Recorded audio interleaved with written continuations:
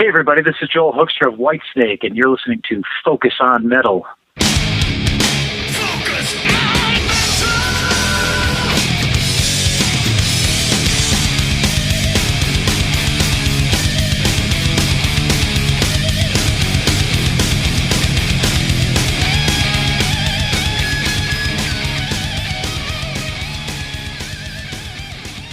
Hey Metalheads, Scott Thompson here, welcoming you to yet another episode of Focus on Metal. Well, this week's show just kind of fell out of the sky. Pretty much a text from Richie, hey, we got to help out a friend of the show. Got an interview tomorrow. We got to try to get this up as soon as possible to get some promotion going and let the word out. So this was definitely the fast track mass effort to try to fit this whole shebang in a spot of about 2.5 days. So what does a hotshot guitarist who big chunk of his international tour gets canceled here in the U.S. do when he finds looking at several months on his hands? Well, if you're Joel Hoekstra, then you give a call to your buddy Brandon Gibbs and say, hey, let's put the acoustic duo back together and go out on Campfire Tour 2022. And that, my metalhead friends, is what the show is about this week. Richie had a great talk with Joel all about, putting together that quickie tour with Brandon. And while he's at it, Richie being Richie, he can't resist some topics in the Whitesnake camp as well, delving into some of the reissue stuff that came out, Joel's involvement there, and then guy's a busy guy, so then you got to ask him about TSO, which that is kicking off very soon as well. It comes up fast every year, and I believe tickets for the first round, the November shows, I think those go on sale, I believe, in the next week. And then he touches on some other stuff with Joel as well. So all around, great interview. Obviously, the big crux of this is getting the word out all about Campfire Tour 2022. Joel and then also Brandon Gibbs from Devil City Angels going out again and doing all your favorite tunes. And at the end of it, Joel does give a rundown of all the dates as currently scheduled. So be sure to listen all the way through to get that. But, even if you're not in one of the spots where the tour is coming, definitely good stuff here. Always, Joel's a great guy to talk to. Gives a lot of information out and is very, very candid. Great interview. So lots of good stuff from Joel Hoekstra this week. So as I always like to say, enough of me yakking here. Let me shut the hell up and turn it over to Richie and Joel Hoekstra. Hello. Hey, is that Joel? It is. Joel, Richie here for the interview. Are you okay? Yeah, what's happening, Richie? How are you, buddy? I'm all right. So you at home? Yes. Okay. So when do you start rehearsing with Brandon for the tour? Pretty much the day of the first show. we usually just meet the day of the first show and go through stuff and do that like along the way prior to every gig. Obviously, it's sound checks and things like that. Okay. How long do you know Brandon?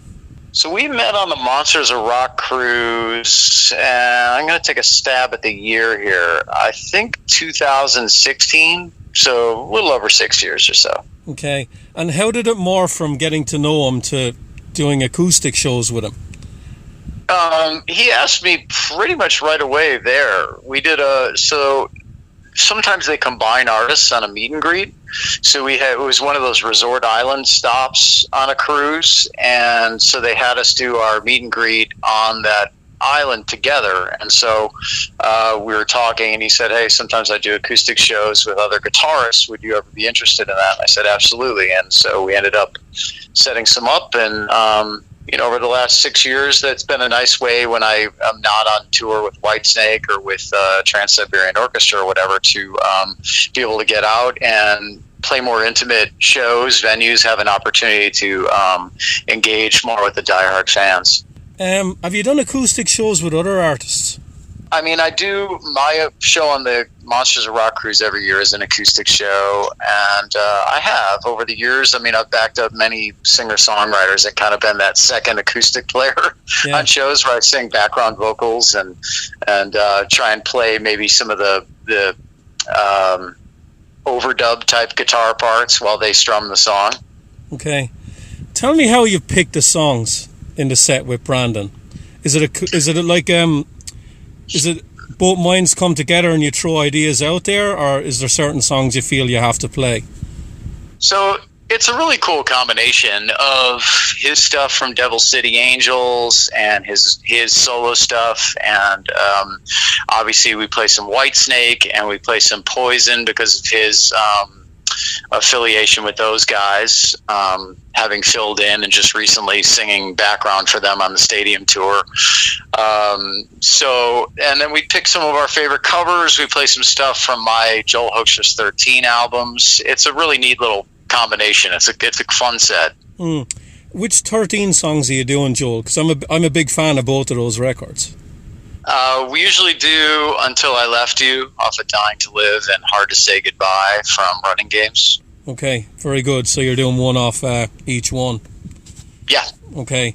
And what about the Whitesnake songs? Because you could probably play anything from that catalogue, even stuff that you mightn't have played with David. To date, we've pretty much done Is This Love and Here I Go Again as staples in the set. They both lend themselves to being great acoustic songs. Is it easy to play some of those songs acoustically? Because they're normally, some of these songs are big arena songs. You know, they're loud, they're bombastic. Yeah, I mean, I think over the years I've spent a lot of time like transferring songs over to acoustic and kind of creating individual versions. Like the keyboard setup for Here I Go Again, I kind of have as a fingerstyle piece on guitar by now after years of doing that. And so, you know, things like that where you just kind of, you know, tweak how the song is played as a full band to break it down to a duo. And it's always a fun challenge, and definitely different chord voicings and things like that. Instead of strumming like power chords on an electric guitar, you're strumming full chords on acoustic and finding ways to complement so you're not just playing the same part throughout. Now, I've heard from some artists that they get more intimidated and nervous when they do acoustic shows because of the proximity with the audience. Are you the same way? No, I wouldn't say that. I think that they feel low key in a way, the shows, because they're not big arena shows or anything like that. It's not like playing for 50,000 people at a festival or something. So they tend to feel just kind of fun and intimate. It's a bit more of a challenge at times to be able to have the wow factor on guitar for people without being able to fall back on some of the stuff I do on electric. But, I do take a solo on the acoustic. That's also kind of a staple in the show. Each of us have a little bit of a solo moment where we kind of, show off our lead chops and things like that. So, okay. Do you take requests? Do people shout up what to play? What they'd like to hear? We have not gotten a lot of that. Brandon does, you get at a lot of acoustic shows, some storytelling and things like that, and I talk here or there. They're just kind of like a cool, Brandon's a great guy. We get on great. I mean, we're, legitimate friends, and it's when we go on these, we don't have any crew or any band with us, so it's just kind of like the two of us, and, he's a great guy. We get on just great, and that kind of comes across on stage, I think, too. Now, Joel, of course, you can tell me if I'm wrong, but these shows were kind of last minute because you're supposed to be out on the road with Scorpions at the minute. I was able to, get these shows to kind of help fill the void. Yeah. And so for me, it gives me an opportunity to get out and play a bit and see the U.S. a bit, as, we did tour UK and Europe earlier this year with Whitesnake. So to be able to get out and do some of that, and I'll have a couple weeks at Raiding the Rock Vault, October 15 through 26 in Vegas, and I have a few shows with the Rock of Ages band who I play with, also kind of same type of thing, like smaller shows, just like playing the song, full-length versions of the songs from the show. So that gives me an opportunity to get out and see the fans and everything like that. So it's it's a great opportunity to still be able to play some cities in the U.S. Yeah. Prior to TSO, I do have TSO coming up as well. You have everything coming up.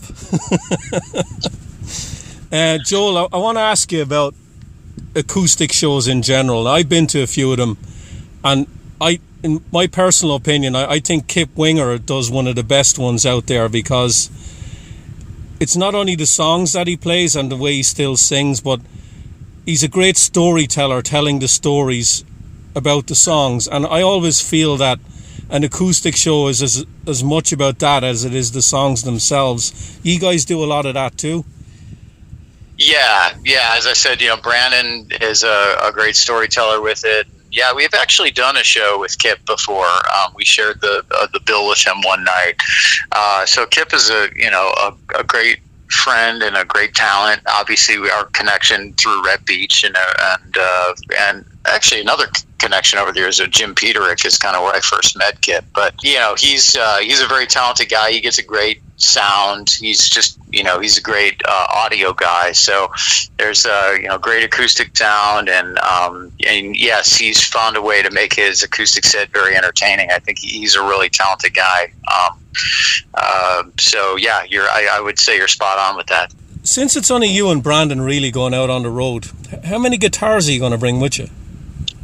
So we usually just bring one each, and then we have an additional one on the rider. This one, it always depends on how we get out. Like if I have to fly the initial day, that's pretty much what you're limited to, unless you want to check something underneath, This particular run, I'm actually renting a car and driving to the first one, and then we just kind of have a rental car to navigate through these. So, and then I return it. So there's a chance I might actually bring like a 12-string too or something on. I don't know. I need to think about like where I can use some of that. But I could actually bring additional guitars this time if I want. Nice. Do you have a guitar at home or in your studio that you just won't bring on the road? It's too precious and you don't want it to get damaged. No, I mean, they're all basically, my collection gets played one way or another. Pretty much the things I add in are all used. So, yeah, I would say no to that. That's why I'm not a collector, because I end up taking mine out one way or another, and they get some use. Okay. How many guitars have you, Joel? I don't know the exact number, bro. And it depends, like, if you include things like a lap steel and a banjo and, like, a sitar-style guitar and things like that. So there's some random pieces. But I'd say it's mid-40s at this point. Like, somewhere about 45. Excellent! Okay. I asked the guitarist all of them, I asked them this question. And I remember Richie Kotzen telling me a couple of years ago he was able to break them all down. Hundreds. And I was like, wow. Yeah, I mean, it sounds like a ton when I say even 45 sounds like really excessive, but when you consider that I've had a lot of years of this, I mean, I've been playing guitar for 40 years. Yeah. So over the years, you just kind of acquire them, and if you don't sell them or unload them, that's just kind of what you end up with. Even if you're, I mean, if I added one a year over the course of that time, that's where my collection would stand. So it's not really that excessive, but I mean, in theory, I could thin it out a lot, but I kind of have emotional attachments to some of them as well. So, and one of my main things with TSO when I do that tour is to kind of enjoy some of the fun looking guitars and like visual, because that show is such a visual spectacle, like the production, that I kind of view the guitars as part of that. So now, Joel, you've been out with multiple bands on maybe on festivals or package tours. Did you ever ask any of the other guitarists, could you have a look at their guitars? Maybe you saw it in a magazine or you knew about it and like, wow, hopefully someday I'll be able to actually have a look at that and play it. Yeah, I mean, I've had the opportunity to do a lot of that over the years, sharing the bills with a lot of the bands that I grew up admiring and things like that, and be able to at least look at their collection. And then some people are a little more, I guess, friendly and available with that type of stuff than others. I usually would not impose that on anybody and ask, but, like one thing that comes to mind is Phil Collin. He's a friend of mine from Def Leppard. He was just such a nice guy. I mean, I came by their Vegas residency when I was doing a Vegas residency with Cher, and Phil put me through his rig, and we had the in-ears on me and everything like that, and let me play on all his stuff, and it was so fun. He's such a nice guy. How different are Reb's guitars to yours? Well, in Whitesnake, Reb has himself really carved out as the Floyd Rose guy, the whammy bar guy. Yeah. So, and my position is more of the Les Paul guy, which works out great because I'm primarily a Les Paul guy. Yeah.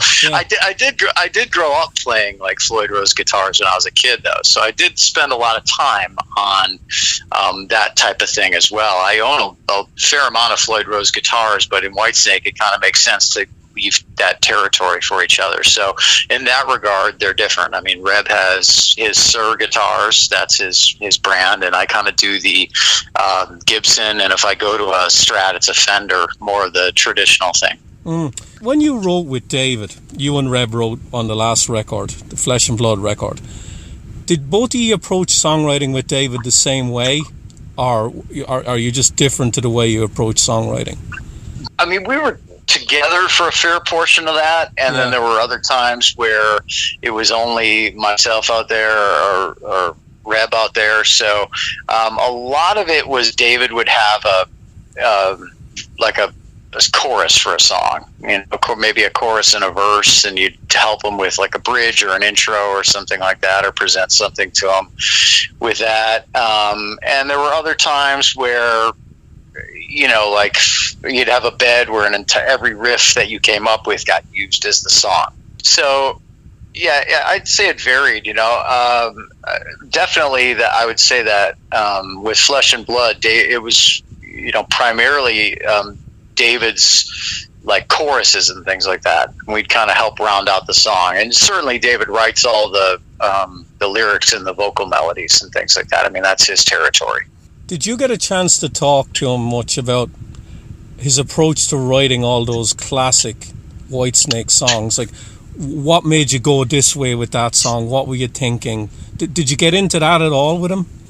There's times where he volunteers that information, or we'll talk about stumble on a specific track, and he'll kind of give you the story behind it. But in general, no, I'd say it's much more of like a friendship scenario when I'm with David and we're just kind of having a good time and joking. And then, when David volunteers that stuff, that's great, but I don't want to make him feel like I'm interviewing him. Joel, can I ask you a minute about the Restless Heart record, that the remix version that came out last year? Sure. I'm a massive fan of that record, and I was when it came out in '97. How familiar were you with that record when it came out? Yeah, I mean, not at all back in the day. And then when I joined the band, I kind of combed through the catalog, so that was 2014 when I joined. So, yeah, I think, the songs on there are excellent. And I think that obviously the story with that is that David was kind of viewing that as a solo record. So I think the production style on it, as far as the guitars go, was more of that Coverdale Page approach where it was like, a single pass with a lot of different mics on it and things like that. There weren't a lot of overdubs, and there weren't a lot of, there was no Les Paul on there. So I think eventually when the label kind of pressed David to release that under the Whitesnake moniker, it was always a little disappointing to him that it didn't have the Les Paul sound on it, and it was under the Whitesnake banner. So he came to me with the idea. He's heard me enough in the studio by now to know that I'm really good with picking up on the subtleties in rhythm parts, like glissandos and rests and things like that, and being able to double things really closely. So basically, he tasked me with trying to double what Adrian did on a Les Paul, and then if I heard some additional things that I could overdub in certain sections of the songs, they had me drop those down as well. So the idea was to take what Adrian did and support it rather than replace it. So there wasn't any agenda as far as taking his performances off of there. It was just to kind of toughen it up a bit with the Les Paul and to try and maybe add some parts to build on it. And of course, Derek Sherinian added some killer keyboards on there as well. So I really like it. I mean, I'm not a big fan of, all the let's redo things, I mean, that was a great record as it was, but in this particular case, I think it worked out really nicely. I mean, I think you still hear Adrian front and center doing all his great playing on it and all his great parts. And it's just, kind of an interesting task to try and enhance that and support that without taking away. I want to ask, did you have any contact at all with Adrian while you were doing that? Because you're enhancing his part. Did you talk to him at all about it? No, not during. Okay. Like I would say after the fact. Okay. So, Adrian's always been really, really nice. I don't, if you haven't met Adrian, he's a great guy. Hey, everybody. It's Adrian Vandenberg. You may know me from my 13 years with Whitesnake. I've got my new band, Vandenberg's Moon Kings, and you're listening to Focus on Metal. So I would say, turn it up. Super, super nice guy. Yeah, so, anytime we've gone to the Netherlands, Adrian is there and playing with us. So, it's been great to get to know him over the history of the band and or my time in the band. And great cat, great player, very good song guy. Adrian's really a great writer and comes up with great guitar parts for a song, and he's great with understanding a vocalist range and keys to put things in.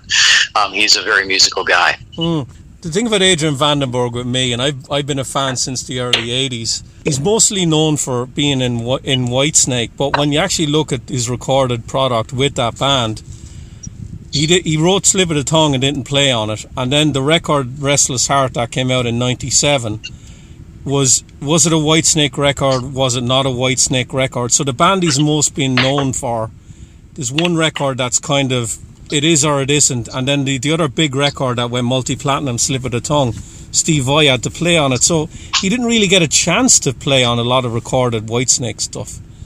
Yeah, indeed. Yeah. He's a great player. Like, I love the Moon Kings albums he's done, the Vandenberg band he's put back together. He is a great player. Absolutely, yeah. Yeah, so I just want to ask you a second, Joel, about the Iconic record. Now, I spoke to you, I think around the time of the Last 13 album, and there was talk for years about you and Michael Sweet working on an album together.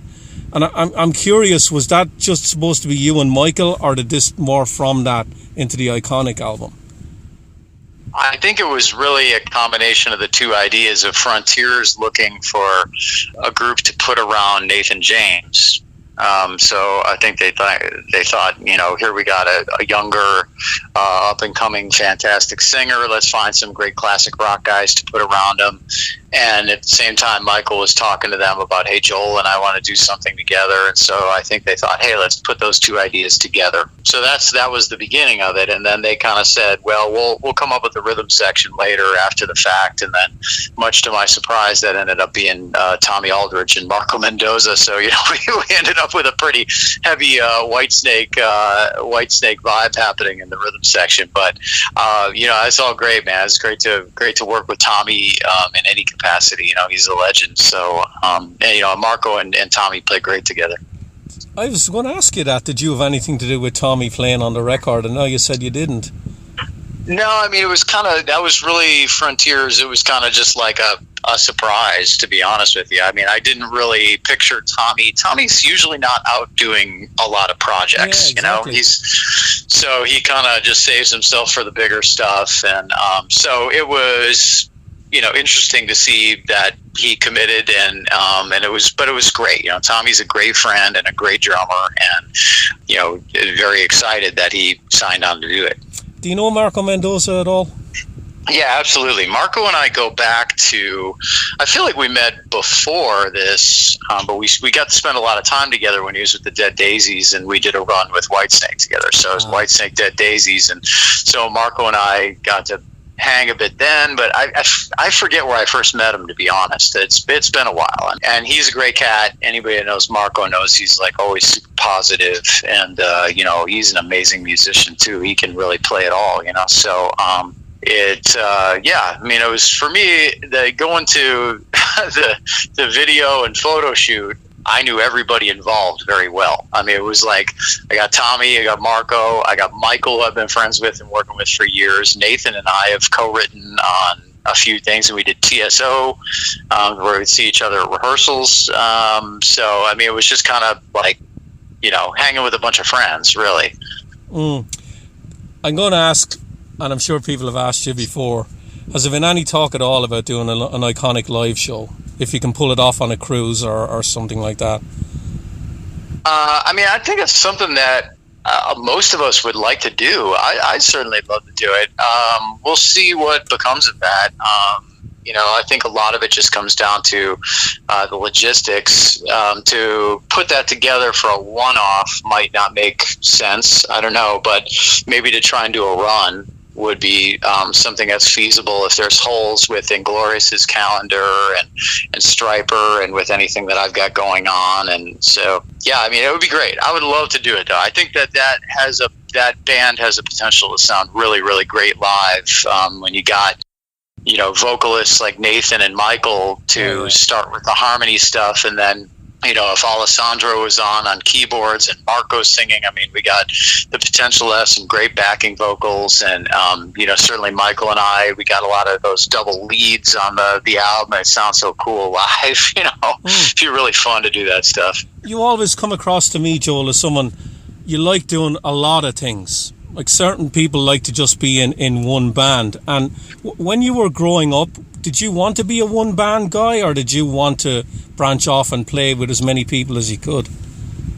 I just wanted to be a musician, and be able to do it. So for me, it's not so much whether or not I'm a one-band guy or a multiple band guy. It's more like that I want to be working on music all the time.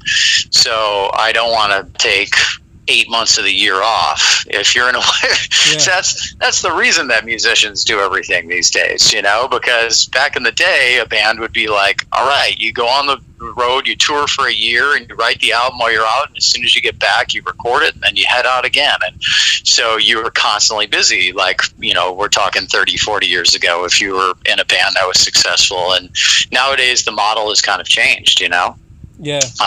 Where bands go out for shorter stretches. There's not as much money in it for bands, for musicians. And so, if you want to be able to do this, you kind of have to stay constantly busy and working. And it's also like, simply from a musical standpoint, that's what makes you better, So I could sit around and make 10-second videos of myself shredding on YouTube, or I can work on music and be actually out playing music and recording music. So I try to stay busy doing as much of that as possible, because I just, I want to be the best musician I can be.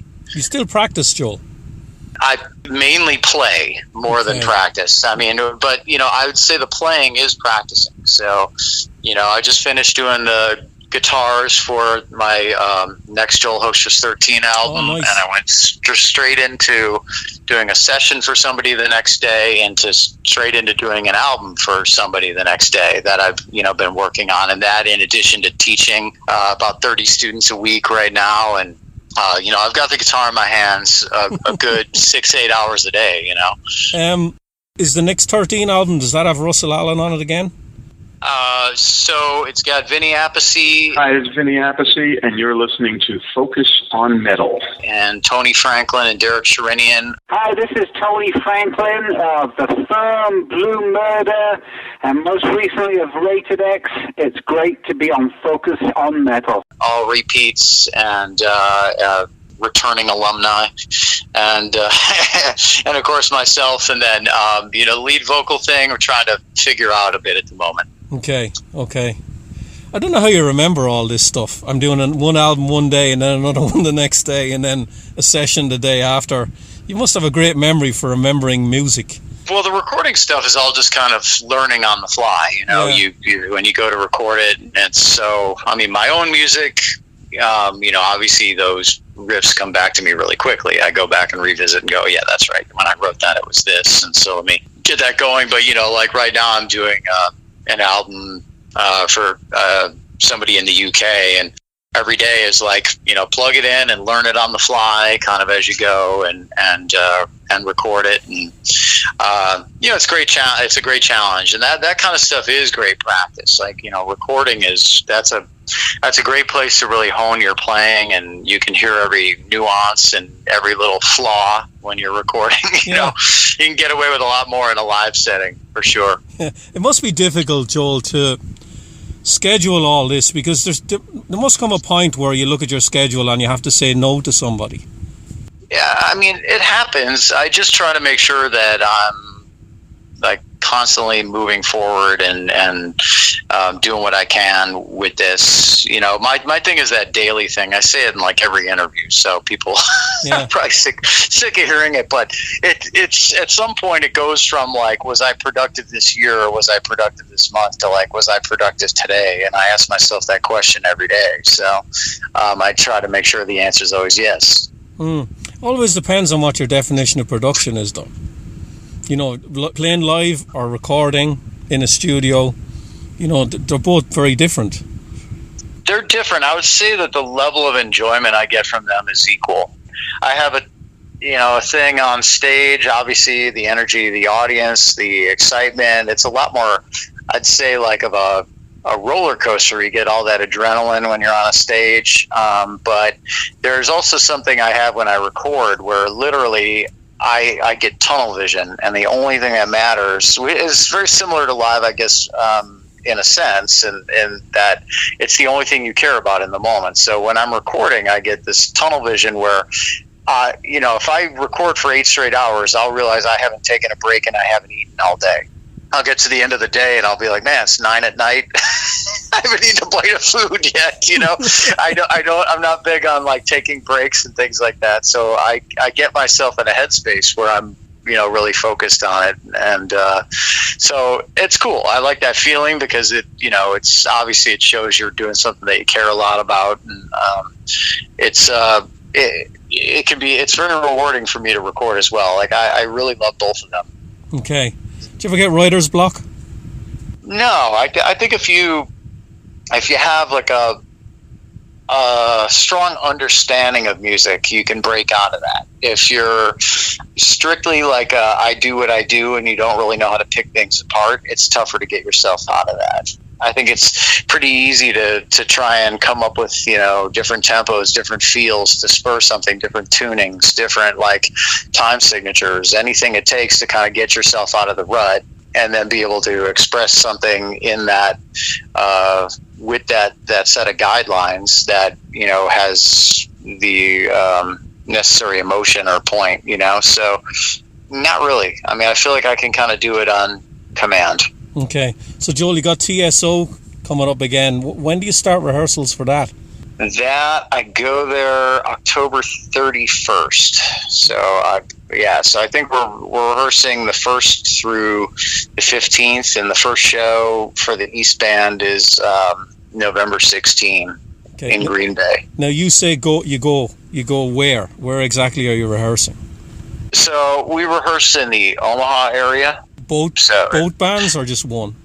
Both. So it's the way it's set up there is usually one of the bands is kind of rehearsing in the smaller rooms, and then one of the bands will be on the stage. So there's 2 stage setups mirroring each other in an arena in there. So it's really cool. It's really, really neat. There's like nothing else that I can think of that would be like this. You have 2 identical stage setups that face each other. In fact, during rehearsals, it can be really fun at times because they'll run the time code on the lighting on the other stage while we're rehearsing on ours. So you can watch what the light show is on the other side of the arena while you're playing it, Okay. And is it Chris Caffrey and yourself doing the guitars again? Yeah. Yeah, Chris, great friend. All these guys in the East Band are great friends of mine, and so we have a really strong bond after this much time together. How many actual shows do you do? Full blown shows with the pyro and everything before you actually do the first show? I want to say like with pyro, that might be limited to like maybe 2 or 3. Okay. It's not a ton with full pyro, but it's a ton with full lighting. The pyro kind of comes in later. They get the stage set, and like you work on all those things like the lifts. Usually starting about halfway through rehearsals, like the things that will go up in the air and stuff like that. That begins about halfway through, and then the pyro kind of comes in at the end, where you have there's definitely a couple runs, and it's all kind of no brainer stuff in terms of just don't cross, like it's all behind you. There's any pyro that's in front of you ever is all stuff that we used to have this certain kind that you see pictures of me kind of putting my guitar in it and stuff that actually wouldn't hurt you. It's kind of this interesting like sting a tiny bit, and that's it. So that was, you were able to stick our guitars in that and stuff. Those are a lot of fun. That's a grueling schedule you do with TSO, because I saw one of the shows a couple of years ago, and you were able to bring me backstage and I got to meet you. But like, you do matinee shows, you could do 2 a days, and then you travel, and the next day you're in another town. It's grueling. Yeah, I call it the Marines of rock. So yeah, you do 8 shows a week, and the show is usually 2 hours and change. 2 hours and 10 minutes, 2 hours and 15 minutes, something like that. So you've got to definitely be willing to work hard when you do that tour. Thankfully, that's something that I actually enjoy. So by the time you've played a 2-show day, which happens typically on a TSO week, you do a single show Wednesday, single show Thursday, Friday, Saturday, and Sunday are all 2-show days. So Sunday night, when you're done with that last show, you've played 6 in 3 days, and you're like, whew, are you ready to get on the bus and go to sleep? Do you get to go home at all when you're doing TSO, or are you just on the road for the whole lot of it? I live in New York City, so there have been past years where we've had the 26th. Typically, we're off Christmas Eve and Christmas, oddly enough, right? And then we play on the 26th. So there have been times where, for New York City, we would have the 26th in Jersey or whatever, so I'd be home for the holiday. That happened a couple of the years. It's different every year. I would guess this year with COVID still being a bit of a thing for tours, like people not wanting any performers to miss shows and things like that. It will probably still be in a pretty strong bubble, I would think, and probably not allowed to go home at all. Okay, I just got a couple of questions, Joel, before I leave you go. I have to ask, have you been in touch with David, and how's his health? Yeah, David and I are in regular contact, and as far as the specifics on how he's feeling and things like that, I don't really. I just let David volunteer info as it goes. But it's obviously David's. He's been so amazing to me with my time, and no matter what he ever does, he's got my full support on everything, because he's such a great guy, and so he's been so good to me. So he's always got my full support. Okay. You did shows with Cher, and I want to ask, when you actually met her, was there anything about her that surprised you? I can't say there was any particular thing that comes to mind that was surprising. I would say maybe some of the fun things that people like to hear about are that she would take all of us to the movies and things like that. And, there were bingo nights, like fun things like that everybody would go do. And, it was pretty entertaining to see Cher waiting in line for popcorn like anybody else. Nice. Because what you hear about some of these mega stars is that the band will rehearse and they don't really get a chance to meet the star until they're actually on the stage. So it's nice to know that, she was really nice to all you guys. Yeah. Oh, she's very nice. And, I'd say she was very professional, though. There was not like a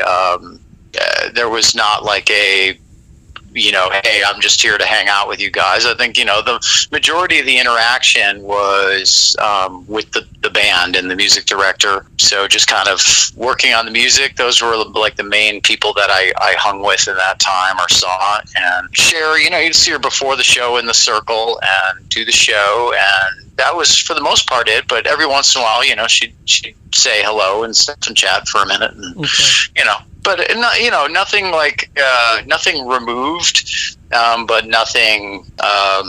I don't know how to put it. Like there's like anything else with that. There's a big machine. You got a lot of dancers and a lot of people on production, and so you're just part of it. And so it would be unusual to have any other interactions than that. I don't know how else to put it. Did you ever scratch yourself, Joel, and say, I can't believe I'm actually playing with all these people? You're a guy that's gone from where you were to where you are now. You're incredibly busy doing multiple projects. You've been in Whitesnake, you played with Cher, you're doing, you're going from rockfall to acoustic shows and all that. Is that something that you have to scratch yourself and say, wow, I can't believe that? Or is that something that you networked for it to happen, and it's actually happening? Do you know what I mean? Like, is a lot of it luck, or is a lot of it just perseverance, do you think? Well, I would say it's definitely both. There was a lot in that question. I would say it's definitely I'm a big believer in the perseverance and working hard. I think I asked you 15 questions there.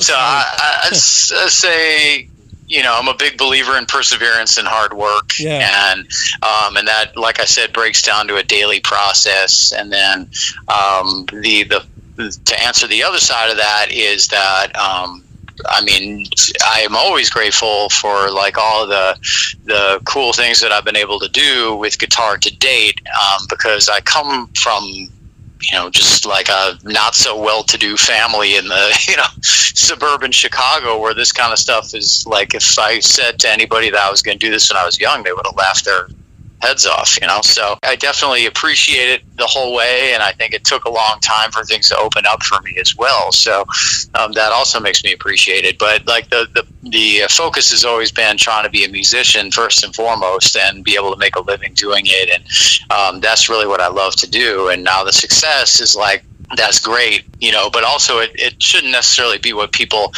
hang their hats on or as the only reason to play music. You should play music because you love it. And the success thing is that it's great if it happens, but also I know a lot of people who are amazing musicians who didn't necessarily achieve great career success or haven't to date, and that doesn't define them to me. To me, they're great musicians, and that's how I think of them. Joel, did you see the Hired Gun movie?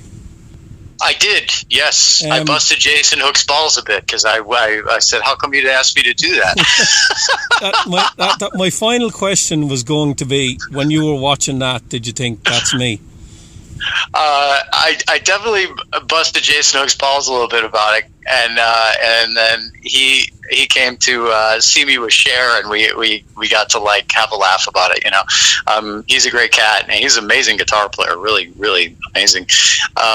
So anyway, we shared a laugh about that because I said, hey man, I'm playing with Whitesnake, Cher, and Trans-Siberian Orchestra all at the same time, and I didn't get asked to do this. Come on, what more do I have to do? So anyway, he's a great cat. I definitely saw a lot of my friends in that movie, and it made me wonder how come I didn't get the call. So there you go. I'm sure you looked at the band that played in the studio and thought to yourself, wow, I wish I was in the studio with them playing together. Yeah, obviously that was cool, and it was just great to see so many of my friends, and obviously Gillis, Brad's such a good friend of mine, and my buddy Justin Derrico, who's a ridiculous guitar player. The guy's so talented, it's insane. It was just great to see them all doing their thing, and but of course, like somewhere in my mind, I'm like, hey, how come I didn't get a call? How come my phone didn't ring? So, Joel, give out the website where people can get in touch with you and pick up tickets for the Brandon Gibbs shows that you're doing starting, I believe, 22nd of September. Yeah, exactly. I could scroll through all that for everybody. We're September 22nd at Ram's Head on stage in Annapolis, Maryland. 23rd, we're at the Landis Theater in Vineland, New Jersey. 24th, we're at Daryl's House in Pawling, New York. September 25, we're at New Hope Winery in New Hope, Pennsylvania. September 27, we're at 89 North, Patchogue, New York, Long Island. September 28, Broadbrook Opera House in Broadbrook, Connecticut. My goodness, tongue twister. September 29, we're at Tupelo Music Hall in Derry, New Hampshire. So that's our 7-show run for everybody. So hopefully people can come on out and they can link over to anything about me or any of my social media stuff from joelhoekstra.com, which is JoelHoekstra.com, joelhoekstra.com. Perfect. Well, Joel, I'll see you on is it the 29th at the Tupelo? I'm going to go to that show. Yeah, I've walked away from the dates as soon as you asked me. It's the very last one I'm going to go. Yes, all right. So I should look really tired. There should be some good bags under my eyes. I'll shout out lots of requests for you. Awesome. Right on, brother. Well, it'll be good to see you, man. Yeah, all right. So I'll take care, and I'll see you in a couple of weeks. Always a pleasure. All right. Thank you so much for your time. Appreciate it. Joel. Bye. All right. Bye-bye. And there you have it. Another chat with Joel Hoekstra. You don't even remember how many times we've had him on the show, but he definitely qualifies as one of our returning guests. So what I will try to do when I do the show notes for this up at focusonmetalpod.com, I will try to also list out those show dates again. But of course, hey, this is technology. You can just rewind and listen again and see all those dates for yourselves. And speaking of that, as I was editing up this interview, I did take the opportunity to hey, Tupelo, just up the road, pretty good venue. So, in the middle of mixing, I stopped everything, went and bought a couple of tickets to the show. So if you go to the September 29th show up at the Tupelo, then, you might just run into Richie and I. We're planning on going, and I think this is actually we haven't been to a concert together, and it might have been like 2 years now, because the last one was before all the COVID crap hit at the Tupelo again. We went up and saw Jeff Tate. So, it's been a long time since I've been out to a concert with Richie. But, yes, we will be up at Table 7 on the 29th up at the Tupelo. And speaking of live dates, I've got to kind of get this thing all mixed, all published, ready to go for the holiday weekend, because I have got to get out of here early on Friday to make the Extreme show out in Webster. I don't know, I think second row or something like that. I don't remember what it is. Should be a really cool show. Just saw Gary a few weeks back with the Joe Perry Project. Seeing him and Extreme again should be great night. And probably the most cool thing, and I know Richie loved this too, when he brought his son out to see his first shows, but this will actually be the first time that my girlfriend's daughter is going to a genuine live high volume gig. So definitely looking forward to seeing how that whole experience plays out. So hope you guys enjoyed this one. I know that Richie and I, we've been slammed pretty busy with all kinds of other shit going on, because you do have to pay the bills. But we are keeping the shows coming as much as possible. And like this one, hey, this was kind of a, hey, can you get this thing out as fast as possible? Of course we can, Joel, on it. But more great stuff on the way. I do have some audio from Richie in the can that I was working on as well. So we appreciate you listening. Keep coming back here every time a new show comes up. And if you want to check out any of the past shows, like I always say, you can either go to Apple Music, you can go up to Amazon Music, or you can go to our main site, focusonmetalpod.com. And that's searchable, and you can get all kinds of episodes up there. But anyways, for this week, that's it. There ain't no more. Stick a fork in it. This puppy is done. So for Richie, myself, and everybody here at Focus on Metal, have yourselves a great metal week. And until we talk to you again, as always, remember... Focus on Metal! Everything else is insignificant.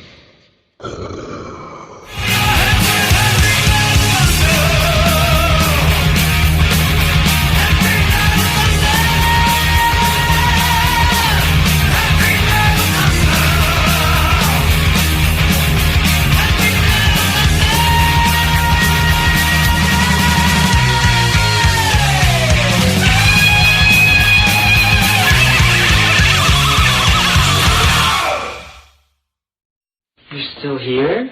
It's over. Go home.